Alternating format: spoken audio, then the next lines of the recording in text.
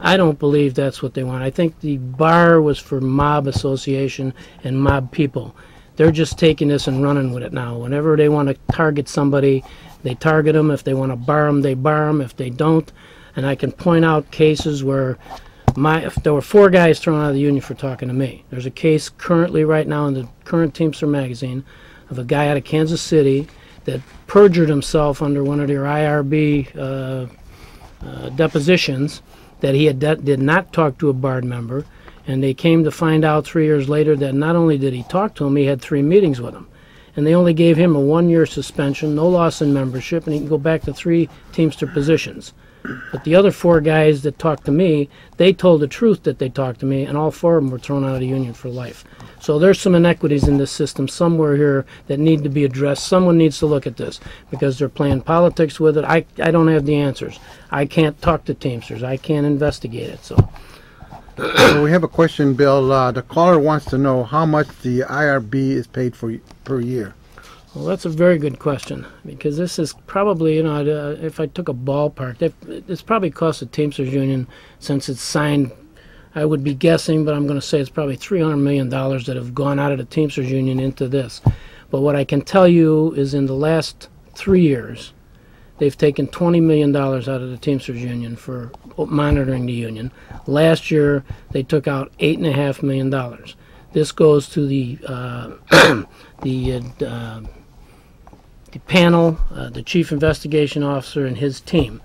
They get a certain salary, they get benefits, and I find that horrendous. The chief investigations officer in 1999 and 2000, we had the LM2 report, which is a report put out by the union, and it spelled out all of the salaries of them. The chief investigation officer in those 2 years, 1 year he took out $719,000, and the other year $714,000 in fees, salary, and $35,000 in benefits. Now, no Teamster official ever made that kind of money, and he's not elected. He was thrown in there, but so when we identified this, they no longer put that out, so we don't really know who's getting what and how, but they do report in the Teamster magazine, and last year they showed $8.5 million. And if I show you quickly here, a Teamster magazine, that this is their activity, is there's like 4 or 5 cases that they're dealing with. And it was initially, when they came in, there would be like 20 or 25 pages in the magazine reporting on their activity. Now they're down to people who are talking to different people, and my son is in there. They went after him and took him out of his local. This is a Teamster edition that maybe some members may want to look for. Yeah. That's the January, February 2009 edition that has this report about the IRB. Every month, the IRB, since the inception of the consent decree, every month they do a report in the magazine. And when they first started, there'd be 15, 20, 25 pages of activity. Now they're down to basically 2 pages. And in some of these, I was the majority of the action. The friends that I talked to, there's one where there was 5 cases they were working on, 3 of them involved me. Since 2001, when I was thrown, 7 years, I've been gone. There's been 55 Teamster magazines. I'm in 44 of them in their reporting.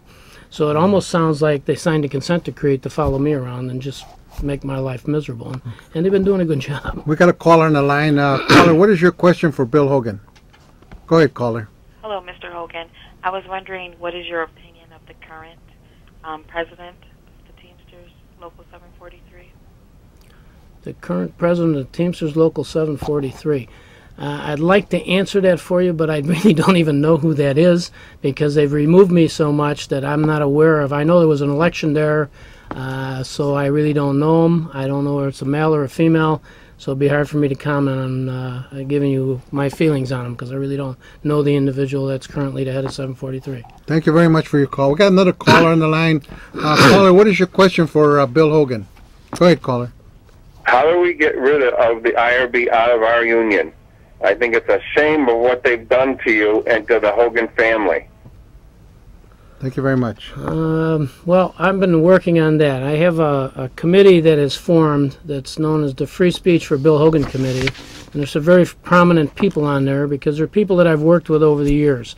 As chairman of the Convention Bureau, I was instrumental in negotiating contracts that were favorable to the convention industry in Chicago to make Chicago more user-friendly. I traveled with the governor a few times to California and with the film offices to bring production into Chicago. And in doing all of these different things, this committee formed because they don't understand what they're doing to me. They don't understand the IRB or its purpose at this point, because it's hard-pressed to find any mob activity anywhere. There is none. When you look at their reports every month, there's nothing about the mob. There's nothing about embezzlement. But how do we get rid of them? This committee, I'm hoping, is going to be instrumental, because they want to write and ask Congress to take a look at the Teamsters Union. Knowing me personally and having worked with me, they find it hard to think that I'm some kind of a corrupt individual that can't talk to my friends. And remember what they did. When they threw me out, I get a notice on a Friday that I'm no longer in the Teamsters and I can no longer talk to Teamsters. I wasn't given time to at least call friends of mine, people that I worked with my whole career for 40 years, call them and say, you know, it's been nice working with you and I can't talk to you anymore. So it's horrendous what they're doing, and how do we get them out? It's going to take Congress to take some action, and this committee that is formed, and some of the people on the committee that are very active is Jim Bellucci. I'm sure you know who he is. Steve Brown is a producer out of California. Cliff Chetnick, who's a lot of you Teamsters, if you're listening to this, you know Cliff. He was a TDU member, but even he finds this outrageous that I can't talk to people. Richard Dent, I'm sure you know him. Howard Carroll, a former state senator. Arnie Granite from Jam Productions. Christy Hefner. Steve Lombardo from Gibson's. Billy Marovitz, former state senator. Jimmy Pearsall, I'm sure you all know Jimmy. Hetty Ratner is the Co-Woman Development Center president. Jerry Roper, Chicago Chamber of Commerce. Jerry and I worked very closely on convention business, movie business, so Jerry respects me highly. He knows my reputation. John Rosales from Coca-Cola. Lucy Salinger, former director of the Illinois Film Office. I traveled with her to California many times to bring business there. Father John Smith, I'm sure you all know him. Ted Tetzloff, he's the chairman of Metropolitan Pier and Exposition Authority at McCormick Place. Marvin Zolness. Marvin is very well read and respected in the community. They speak to him on Middle Eastern affairs. Marvin and Lucy are husband and wife, but they became friends of mine. We've worked close together. They respect me. And to think that I would go to California or Las Vegas to try and hurt a bunch of members, these people are not buying into that. They don't believe that. They know my reputation. I did a lot of organizing. I wrote a lot of contracts, but I never hurt any members. I always worked to help my members. So how do we get rid of them? It's going to need the members stepping up too and saying that's enough. We don't want to spend $8.5 million anymore to find out if somebody was talking to somebody else. And a lot of the things they're into now are strictly labor board things that a member could go to the labor board and have it addressed properly, or they could go to the Department of Labor if they felt there was really something bad.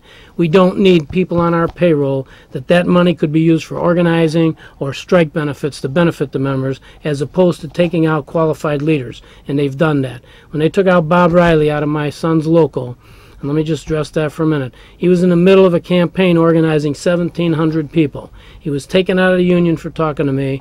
Then they investigated my son's local for 3.5 years, and they took him out. And the only charge that was brought was he didn't fire my best friend for talking to me, and they removed my son. That's not right. I don't care. Nobody can make that right to me. And I would like to debate the people that have done that. Make that right. This consent decree should not allow them to take First Amendment rights away from people. It was meant to get rid of the mob. It was meant to dress mob people. If you want to associate with mob people, fine. Then I could see where you could be thrown out and barred. But not for just talking to your friends. That was not the intent, and it needs to be addressed, and it needs some pressure from the membership. They need to speak up and write to their international and say, when are you going to stand up and say something about this? I can't do that because I can't talk to anybody.